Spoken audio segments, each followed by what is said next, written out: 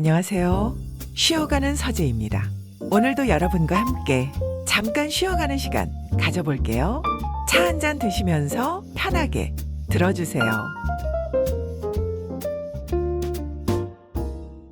혹시 내가 쓸모없는 사람 같다는 생각이 드신 적 있으십니까?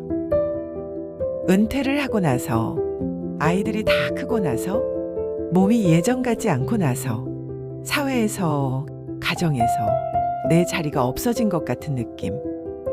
뭔가를 해야 할 것 같은데 무엇을 해야 할지 모르겠고, 있어도 없는 것 같은 그 느낌이 마음 한켠을 무겁게 합니다. 장자는 말합니다. 쓸모없다고 여겨지는 것에 오히려 더 큰 쓸모가 있다고. 세상이 정해놓은 쓸모의 기준으로 나를 재지 말라고. 오늘은 장자 안에서 쓸모없음의 쓸모를 다룬 구절들을 찾아왔습니다. 함께 천천히 읽어보시죠. 장자는 지난 12편에서 자유롭게 사는 법을 함께 읽었습니다. 오늘은 두 번째로 장자를 펼치면서 쓸모없음의 역설을 다룬 구절들을 살펴보겠습니다. 장자는 우화를 통해 진리를 전달하는 것으로 유명합니다. 오늘도 장자 특유의 이야기들과 함께 세 구절을 읽겠습니다. 첫 번째 구절입니다. 인, 개, 지, 유, 용, 지, 용, 이, 막, 지, 무, 용, 지, 용, 야. 사람들은 모두 쓸모 있는 것의 쓸모는 알지만 쓸모 없는 것의 쓸모는 알지 못한다. 장자 외편 3목. 장자의 핵심 사상이 담긴 구절입니다. 장자는 큰 나무 이야기를 합니다.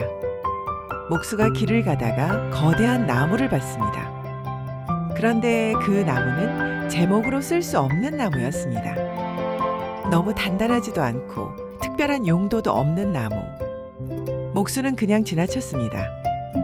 그런데 그날 밤 꿈에 그 나무가 나타나 말합니다. 나는 쓸모없는 나무였기 때문에 이렇게 오래 살 수 있었다고. 쓸모 있는 나무들은 일찍 베었지만 나는 아무도 건드리지 않았기 때문에 수백 년을 살아남았다고. 장자는 이 이야기를 통해 말합니다. 세상이 정해놓은 쓸모의 기준이 전부가 아니라고. 쓸모없다고 여겨지는 것에 오히려 더 깊은 가치가 있을 수 있다고. 나이가 들면서 사회적 역할이 줄어드는 것이 쓸모 없어지는 것이 아닙니다. 오히려 그 자리에서 비로소 보이는 것들이 있습니다. 두 번째 구절입니다. 무위 이무 불위. 하지 않음으로써 하지 못함이 없다.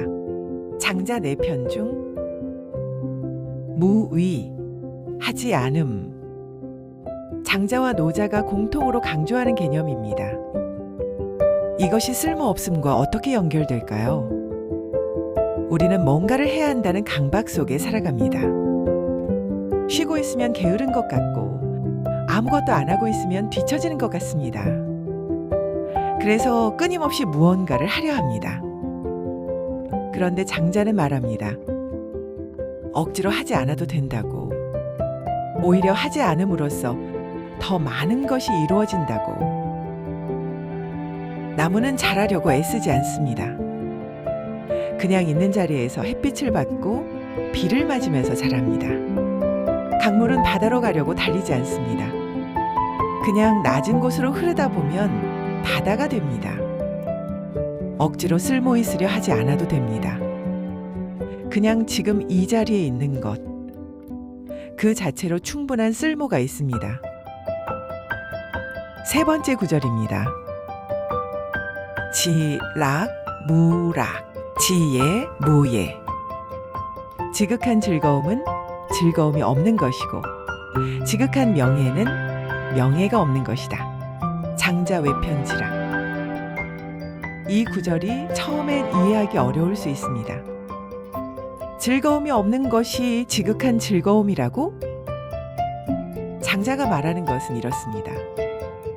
즐거움을 쫓을 때는 그것이 끊임없이 도망갑니다. 더 큰 즐거움을 원하게 되고 지금 있는 즐거움은 충분하지 않게 느껴집니다. 그런데 즐거움을 쫓지 않는 상태. 즐거움이 없어도 괜찮은 상태. 그 상태에 이르면 오히려 모든 것이 즐거워집니다.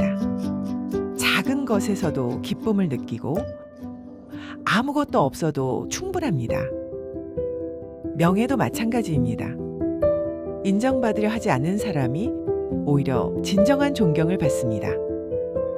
쓸모 있으려 하지 않는 것, 인정받으려 하지 않는 것, 그 자유로움 속에서 진짜 쓸모와 진짜 인정이 찾아옵니다.